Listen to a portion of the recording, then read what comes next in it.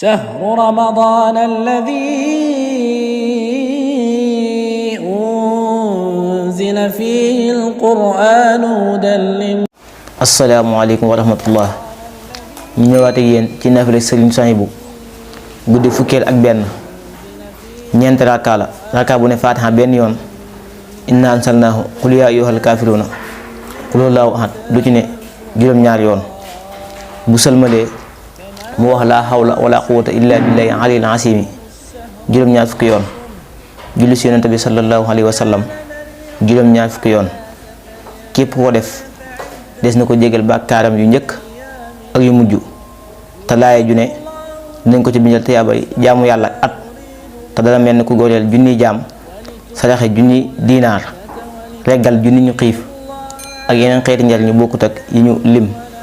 leen jox dig daje bu suba insha allah. شهر رمضان الذي